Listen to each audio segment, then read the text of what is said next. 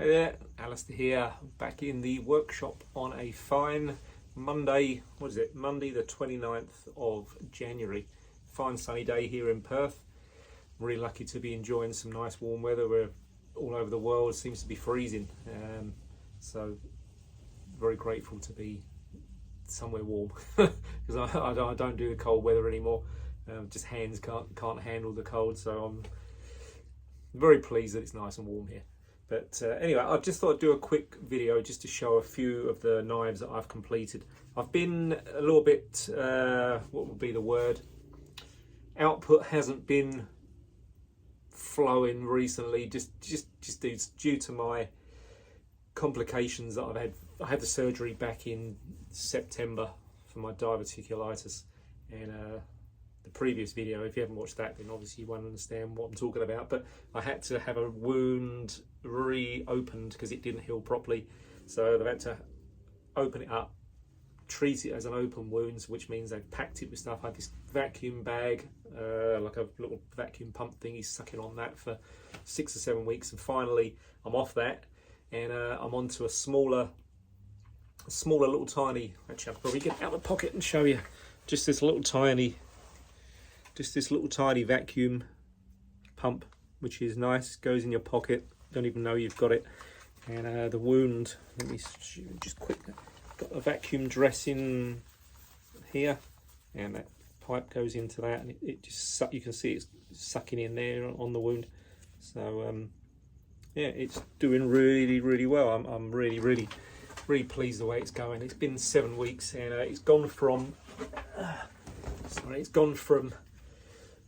6 centimetre wide and 5 centimetres deep to around, I think it's about 2 centimetres wide now and about 5 millimetres deep.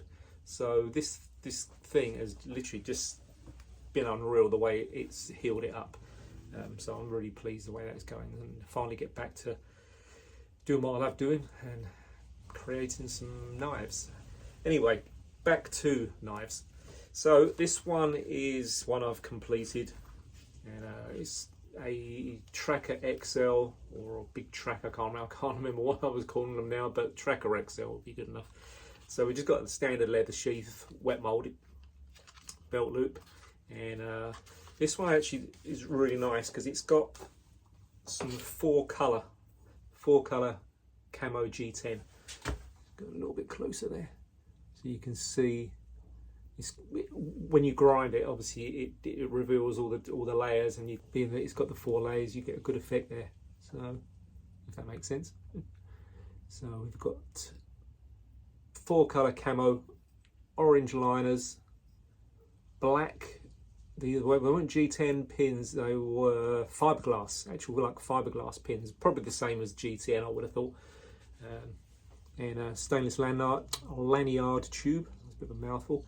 And not Scandi, Sabre grind, fairly high Sabre grind, so it's almost to the point of being full flat. So another centimetre there, and we'd be full flat grind. But I kept it just below, just so you get that contrast between the bevel and the flat, the hand sanding flats there. So, and this one's going to be predominantly used for fishing. So that's why I went slightly higher with the grind to give it a slightly thinner profile, which makes it perfect for slicing, gutting, cleaning your fish, chopping bait, that kind of stuff. So all in all, fantastic knife for that, coupled with the AEB-L steel and G10 handle, fully waterproof knife. And I've actually got some Kydex. I haven't actually made any Kydex sheaths yet. I've made a leather one for it, but being that it's going to be for fishing, I kind of thought, well, perhaps we need to go with a Kydex as well. So I'm going to make a Kydex sheath for this one, and on kind of a prototype, because I've never actually made one before. I've watched lots of videos, and I've made the press for it with some foam, and I just got to give it a go and see how we get on, and hopefully it turns out okay. So that's that one. And it's wet molded, so it's a little bit tight to start with, but fits in there nice. So that's the Tracker XL. And next up we have got Bushwood Curveback. Now I've put these on my Instagram, and quite a lot of comments asking what the wood was, although I did put it on there. But it's called Gidgee, which is an Australian mega hard wood. It's like grinding, because you know when I first put the handles together, they're just kind of blocks, and then I grind them on the grinder. And I was using a 40 grit belt, and it was so hard to grind it into shape. And you can hear like how hard it is, and that's not stabilized, because apparently Gidgee doesn't, because it's so dense. Sorry, I'm losing my voice. Because it's so dense, you don't actually have to stabilize it, which is a bonus. So it's had a few coats of that on there, tung oil, had a few coats of that, and all in all, beautiful wood. It's got the lighter sapwood on the top there, which is really nice as well. It kind of contrasts to the dark. And I managed to position the block just enough there so I could get that on there, which I was really pleased about. And we've got some lovely spots on there. You've got brass outer with, come on, focus. It's not really focusing, is it? Perhaps I'm a bit too close.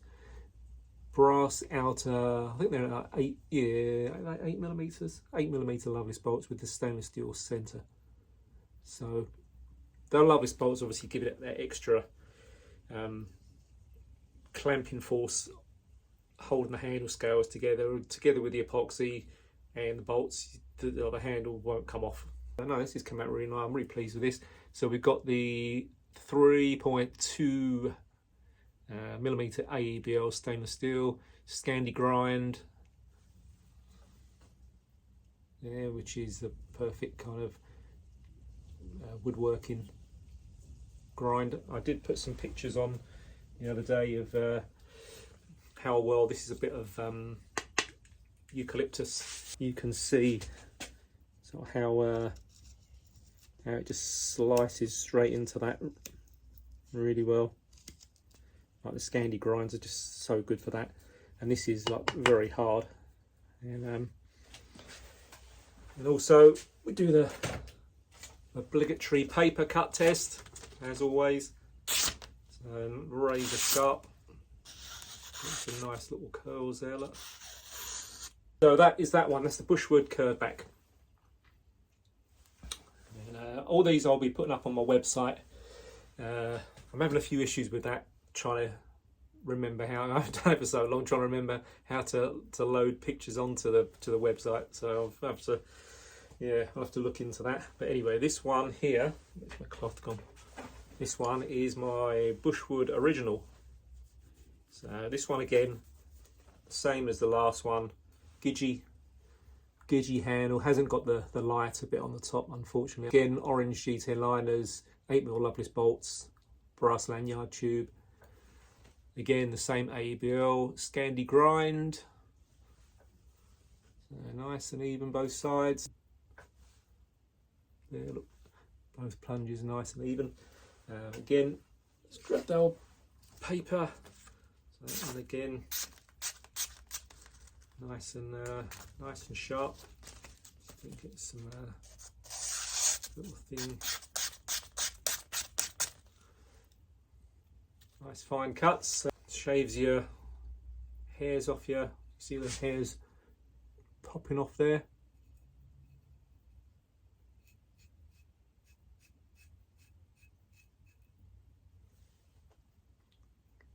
Nice load of hair on there, which shows it's nice and sharp. So that one is Bushwood original. Again, this one is based on the Ray Mears Woodlore knife. It's not an exact replica. Handle's a little bit bigger. The blade's a little bit wider, longer. It's got a bit more definition to the, as they call it, the Coke bottle style handle. So it's not an exact replica of the Ray Mears one, but it's based on that. So, which is my favourite knife. So that one is also going to, I'll put that one up on my website as well, once I can figure out how to how to load it on. I've got a couple of others that are underway. Got this one here, which is a Brumby, and you can see that it's just in the rough sanding stages, but I can put a bit of, this is in Banksia wood, which is from Western Australia, which is a really nice wood. You can see that grain on it, very nice. I've got micarta pins there, so, and got some lime green liners there, which is quite a nice contrast to the Banksia. So that one there, I think this one has got Sabre grind as well. If I could just peel that back a little bit, you might actually see. Let's have a look, see if we can peel the tape off, because I'm still sanding this, so it's you can see quite a high Sabre grind there. So that'd be a nice little slicey knife for food prep, bait prep, that kind of stuff. Nice lightweight, and they're not. The good thing about the Brumbies are they're not overly big. So this is like, hang on, where's my ruler? Overall, you're looking at 200 mil long, and they kind of fit your hand really well. You can see that sort of goes into that bit there of your hand. So just a good little knife. I'll probably do a Kydex sheath for this one as well, being that I'm on the Kydex path at the moment, so I need as much practice as I can. I've never really been into Kydex. I like the leather sheaths, but I had so many people asking, because I think it's quite a big thing now. It's a lot in America. I think they use a lot of Kydex for gun holsters and obviously sheaths and stuff like that. So I think it's kind of getting a little bit popular, and people want it, so you have to go with what people want. So that would just be another little while before I perfect those, and hopefully they go in the right direction and they look okay. And last one up is another Bushwood curve back. Again, this is just in a rough sanding stage. I think I'm up to like 120 finish on the handle. Now this is what is it now? Siamese rosewood, and this has to be some of the hardest wood I've ever had to sand. It literally is like sanding granite. It's unbelievably hard. I did stabilize it, but I don't know. I really don't know how well the cactus juice has kind of like impregnated into the wood, because it's so dense. I'd probably put this on the same level as desert ironwood. It's that hard. You can hear it's just mega hard. Grinding it is even harder than the Gidgee. That Gidgee was hard enough. This is just not next level in hardness, but it's got some really nice colouring to it. It's got a very fine grain to it, and almost it's hard to see on this really, but it's kind of like almost like swirly there, and you've got this really like distinctive orange on the butt there. Look, it goes through to the other side. I'll spray that up there, look. And you can see, you might actually see the swirls on the front here. Probably a little bit close. I'm filming this on my iPhone. I still haven't set up the other camera yet to record all the videos, so I'm still just doing it on my basic iPhone. So apologies if the quality's not there, but fantastic looking wood. I'm looking forward to getting this one shaped up and sanded and polished. And this one has got 8mm loveless bolts as well, but these are just both like the outer and the inner brass, so you just get the one colour rather than the other two at the stainless screws in the middle. So brass lanyard tube. And this one, again, pretty sure I went with a full flat grind on this, so you can see like the grind there. It just goes right up to to the top of the blade. So this is being nice fine knife. For you will cut wood with it, like you will carve wood with it, but it's more of a all purpose kind of food prep, fishing, whatever, you know. Ideal being that it's so thin, just for that more delicate slicing, and obviously it makes it a lot lighter as well. So that's about it for knives underway, or say underway, finished and kind of nearly finished underway. I've got a few that I've heat treated. I've got this one, which is a Brumby, but I've changed the butt there. So normally, where's the other Brumby? Normally they're round, but I've changed this one to a slightly squarer end. I thought I'd give that a go, give it a little slightly different look there. I've done some of the thumb gimping, I don't know how you pronounce that, on the back there, so you've got a bit of a thumb grip. And got that one, Bushwood original. This one is ATCRV2, all heat treated and tempered, but I won't be doing this one for a while because I tend to stick to just stainless steel. Kind of like almost like a batch of stainless steel, because you can't use the same grinding belts on carbon steel as you do with stainless steel. So I kind of stick to stainless, get all those done, and then if it's carbon steel that needs to be done, I do a few carbon steel. But I like carbon steel, but stainless steel is becoming way more popular, just purely because you don't need to fuss over it as much, whereas the carbon steel, you know, you have to oil them, you have to look after them, you have to make sure they're dry before you put them in the sheath. And stainless steel, you can abuse it a little bit more. You will get stain on there with certain things you're cutting, but nowhere near what you do with like corrosion as you do with the carbon steels. But yeah, the stainless seems to be going more popular, and the carbon is being left behind. It's just more of your hardcore bushcrafters that like a bit of carbon steel, I think. But so that's around about it for today.